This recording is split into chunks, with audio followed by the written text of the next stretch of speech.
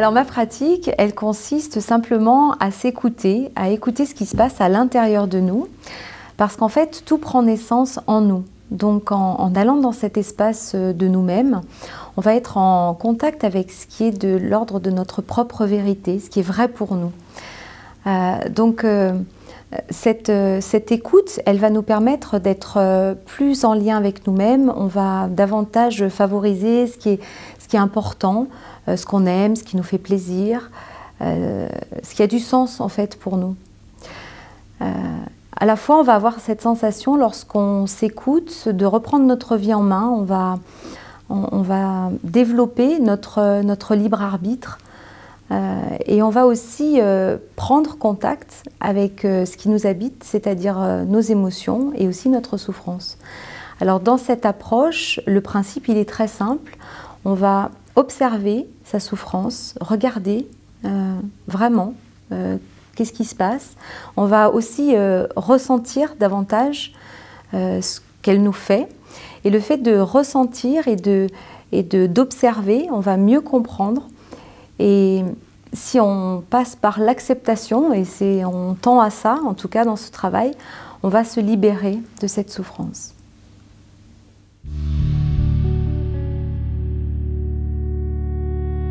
Alors ma pratique, elle s'adresse à tous, puisqu'en fait tout le monde ressent, tout le monde a la capacité de s'écouter. Donc on n'a pas besoin d'avoir des connaissances particulières. Ça parle à tout le monde. Ça parle plus précisément aux enfants, puisqu'en fait, les enfants, ils sont en connexion permanente avec ce qui se passe à l'intérieur d'eux. Donc, ils s'expriment à partir de leur ressenti. Donc, c'est vraiment le langage de l'enfant, en fait, cette approche. Mais tout le monde, voilà, tout le monde peut comprendre très facilement, par sa simplicité, cette approche. Alors, elle va développer énormément de choses. Elle va nous développer nous déjà, elle va aussi nous permettre d'être beaucoup plus stable dans notre émotionnel. On va offrir un espace en fait à nos émotions, donc du coup ça va avoir un effet de nous calmer, d'être plus tranquille. À la fois on va mieux ressentir et à la fois on va être plus tranquille avec nos émotions, on sera moins sous l'emprise de nos émotions. On va aussi être beaucoup plus en connexion avec soi, on va devenir vraiment notre propre guide en fait. On va s'écouter à chaque fois qu'on fait quelque chose, à chaque fois qu'on fait un choix. Donc on va être beaucoup plus en accord avec la vie. On va aussi avoir beaucoup plus de souplesse parce qu'on va s'écouter et on va sentir en fait tout ce qui nous a fait mal, donc on va avoir naturellement tendance à s'apporter beaucoup de douceur, beaucoup de bienveillance, donc on va le faire pour soi et naturellement on va l'offrir aussi aux autres. On va avoir plus facilement tendance à s'exprimer à partir de ce qu'on ressent, parce qu'on est habitué à aller visiter cet espace de nous.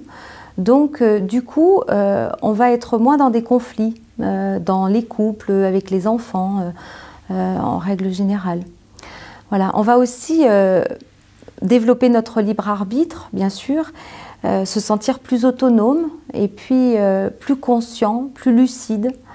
On va développer aussi une joie. Il y a une joie qui va émerger parce qu'on va laisser fluide nos émotions et donc moins de contrôle dans nos émotions va faire qu'on va libérer la joie qu'on a en nous.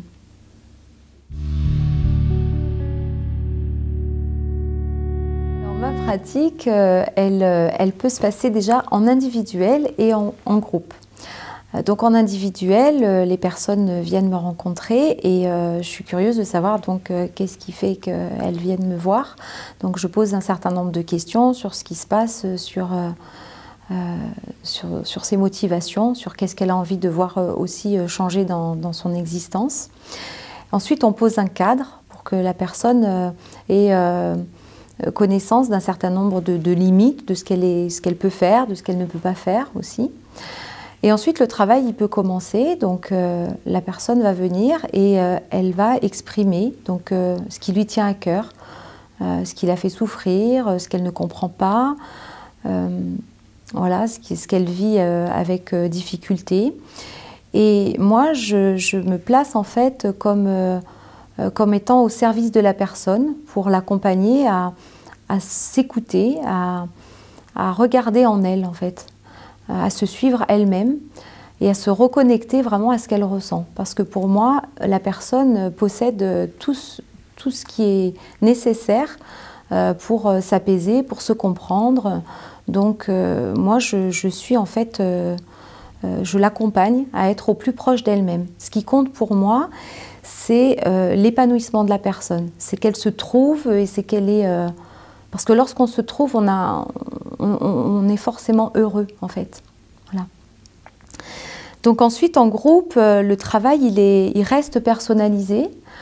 On va travailler sur des thématiques différentes, la vie affective, la communication, des sujets qui intéressent tout le monde, bien sûr.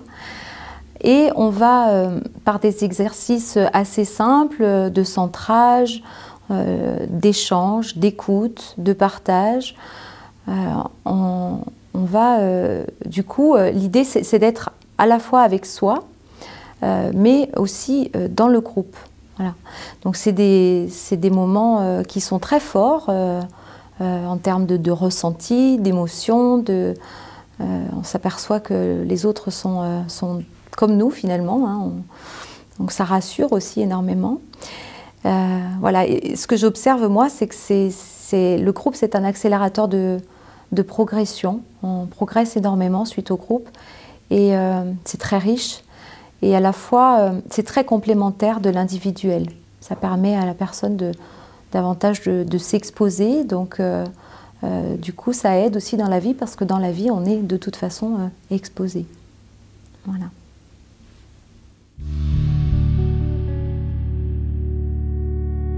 Alors, ce qui m'a amenée sur ce chemin, c'est d'abord plusieurs approches que j'ai découvertes.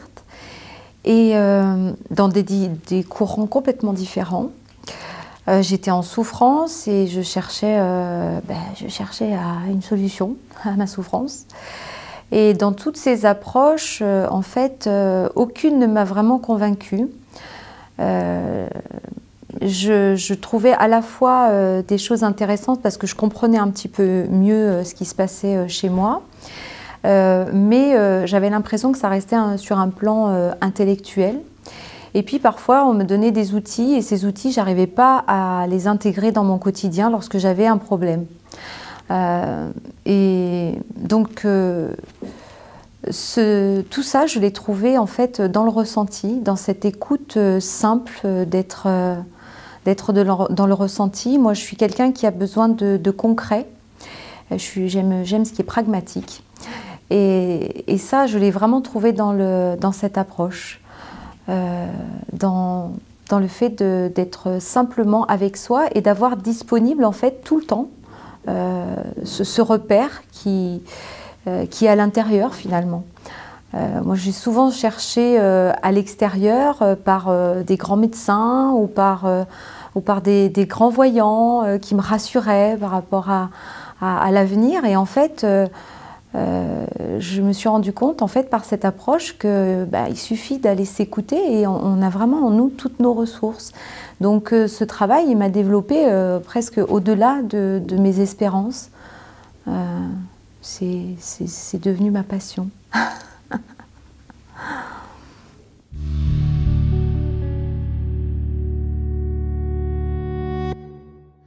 Alors oui, c'est un excellent vecteur, c'est quelque chose que j'apprécie énormément, le fait de me retrouver dans des salons. Tout d'abord parce que ça me permet de rencontrer les gens et je tiens beaucoup à ça. J'aime beaucoup parler de ma pratique, voilà. Et puis je trouve qu'aujourd'hui on a quand même beaucoup de façons de communiquer sur le plan virtuel, donc ça c'est intéressant aussi. Les pages Facebook, les sites internet, etc. C'est intéressant, mais rien ne remplace quand même le contact humain, surtout avec une approche comme la mienne, c'est quand même ce qu'il y a de mieux. Hein. Voilà. Après, j'ai aussi beaucoup de plaisir à me retrouver dans ces ambiances où on favorise le bien-être, avec des pratiques qui sont très variées. Certaines qui m'accrochent plus que d'autres, mais j'aime beaucoup l'idée d'être avec des gens en fait qui sont soucieux de l'autre et qui ont en fait envie d'aider les autres.